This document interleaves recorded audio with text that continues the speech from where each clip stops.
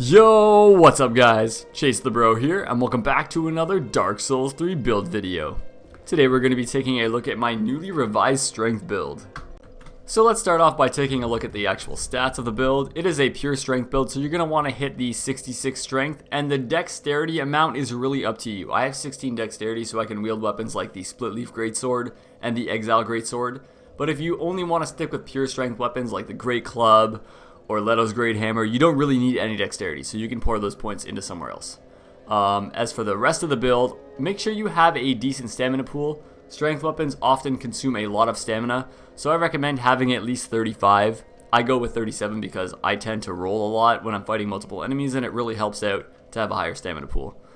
And with the remainder of your points, just allocate them between vitality and vigor. Honestly, you're going to want as much vitality as you can, because the more poise that you have on a build like this, the better for trading.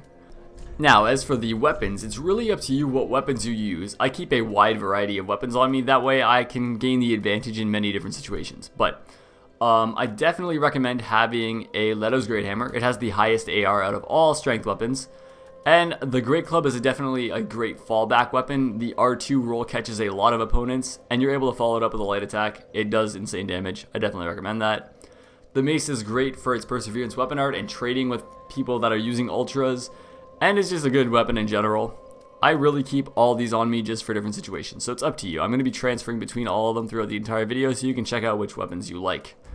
Now, as for the ring setup, we got the Ring of Favor +3, got the Prisoner's Chain, Life Ring +3, and the Havel's Ring. That way I can wear the heaviest armor that I could possibly with my vitality, and I'm able to have 45 points. So I'm able to trade with most things, especially when I'm using a Great Hammer. And yeah, we're going to start off with the Spiked Mace for the battles because it is my favorite, but I'm going to switch every 2 battles for you guys so you get a look at all the different weapons. That being said, let's jump right into the battles, dudes. Alright guys, jumping into our first battle, we have Maha with his Fume Ultra Greatsword. So this is going to be a poise battle for sure. Also, I'd like to point out that the Spiked Mace has an amazing true combo. If you guys haven't tested out this weapon before, it does around 1,000 damage. See, like right there. No matter what opponent you come across, if you're wielding it with a pure strength build and 66 strength. The combo is light attack to L2 R1. And it works like 100% of the time. No one can escape that if they get hit by the initial light attack. And because of the poise on a Great Hammer mixed with this build, you're going to tank through anybody and pull off the true combo most of the time. Alright, moving on to battle number 2 with the Spiked Mace. We have a Crucifix of the Mad King user, yes. Alright, so even now, that thing does insane damage, but it's still a good idea to trade. Because you're going to outpoise him. Just like that. And you're going to do around 1,000 damage. So it's always a good trade. The trades always work in your favor, no matter the situation. This is a weapon built for trading, just so all of you know.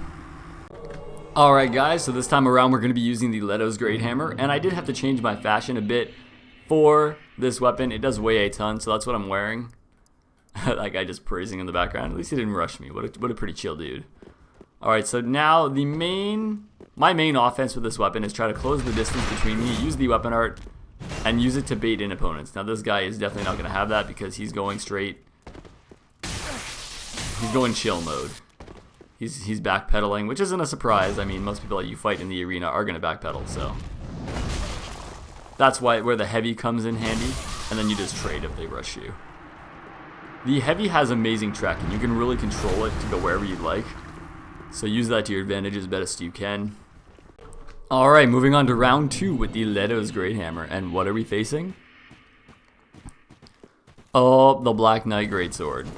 Alright, so in this case, you definitely want to use the buff right away whenever you can to trade. They're going to outpoise, even an Ultra Greatsword. Great Hammers have the highest hyper armor. Ooh, he's being real defensive, isn't he? Let's go for a kick. Oh, goodbye, Javik.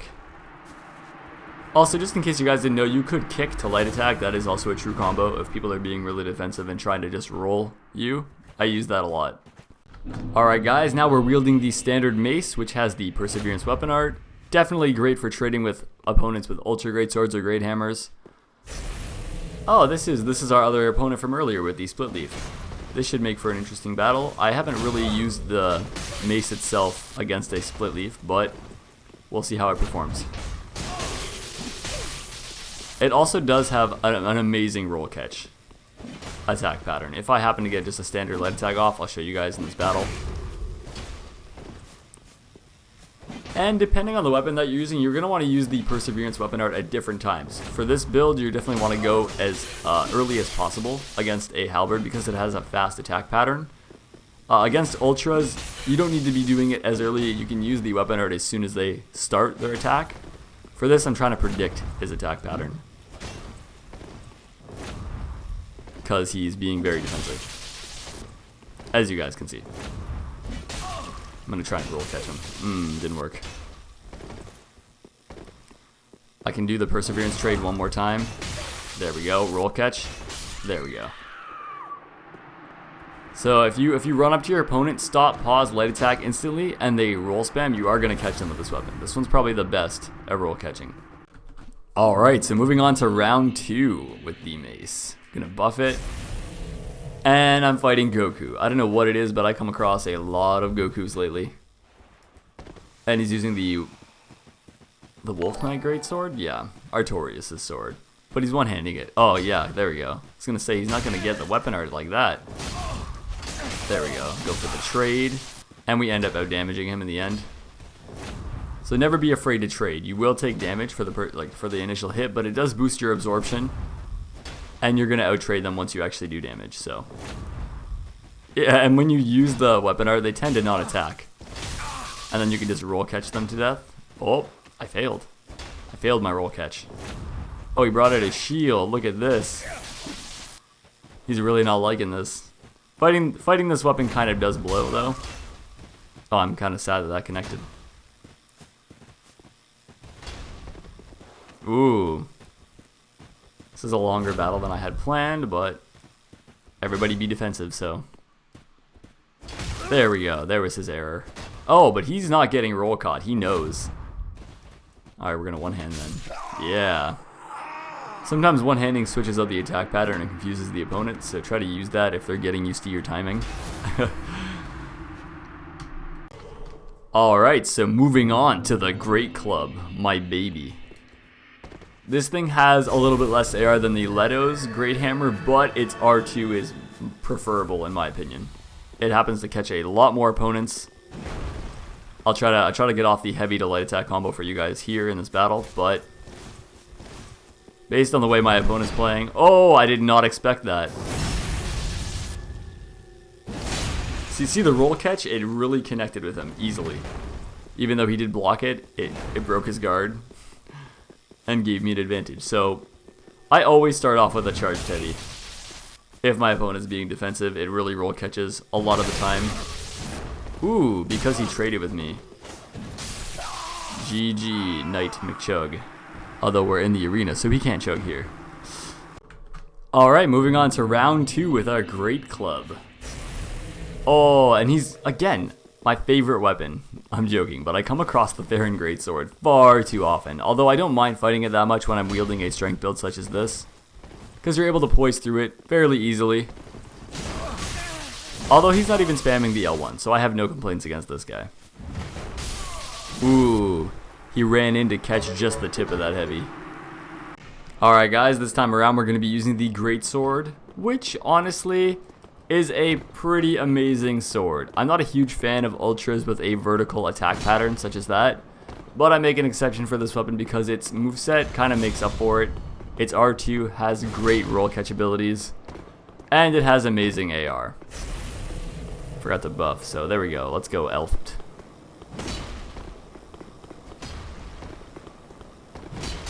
Ooh, I tried my best to roll catch him right there, but it didn't go well. Ooh, using... Ooh, see the shockwave? It has amazing range. It really does. Again, you're going to want to go for trades. It has amazing hyper armor, and you have high poise. Goodbye, my friend. The Greatsword prevails.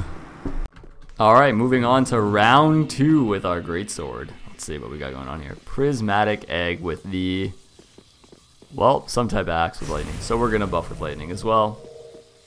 Again, he's got... he's applying that double buff. Alright. Oh! Bad time for me to use a heavy to open. Oh, he's rocking a Faith build. Ooh.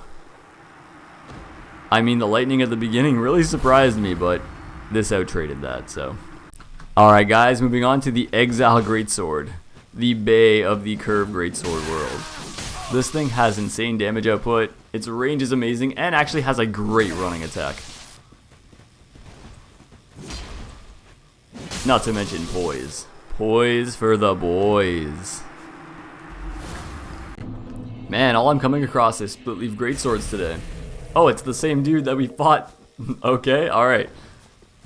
Rematch for the split leaf versus the curved greatsword. Ooh, and it outpoised. Well, it didn't outpoise me, but I didn't start my attack animation early enough right there. Roll catch. Let's try heavy. Let's throw our attacks out there and hope we trade. Again, I cannot say enough good things about the running attack on this. Alright, different guy, same weapon. I'm doing a third one for the Exile because I didn't even get to showcase the weapon art, and it has an amazing weapon art, so I'm going to try and pull that off for you guys. Let's try right now. Nope. When he goes to attack, I want to trade with it. That's kind of the goal here, but he's not being an offensive player. So he catches the backstab. Did that kill him? Oh well, this is the weapon art. Alright, this time around we're going to be using the split leaf greatsword, and this guy was wearing the obscuring ring. So this should be a fun match. He's going to be going for crits 100% with his dagger.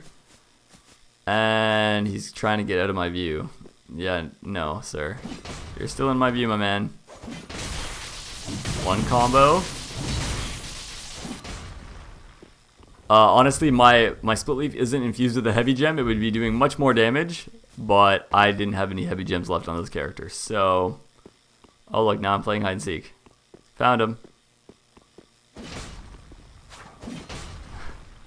These are the funny builds you're gonna come across randomly. Oh, and he chose the worst time to parry. This poor guy. So yeah, don't be fooled. The damage output on this thing is gonna be far higher. I just don't have a heavy gem. Also, I just wanted to point out that that's how good the split leaf greatsword is. I'm getting an AR of 482, and I'd probably get an AR of around like closer to 600 with a heavy infused one, like 5 something. And this thing is still viable. It doesn't even matter if it's optimized. It's one of the best weapons in my opinion, for sure. Ooh, I started that late. Ooh, look at this guy pulling off true combos. That wasn't a true combo, sorry. The roll catches. Ooh, that's gonna hurt. That's gonna hurt. It's looking bleak for us boys, but maybe we can pull it off. He's gonna keep going for the light attack. Weapon art, 100%. What is that bomb attempt? I told you guys. 100% he's gonna keep going for that. Just to try and cheese my health. But we're gonna true combo him. Ooh, he's lucky. Now we're both in kill range. If one of us gets hit, the other one's dead.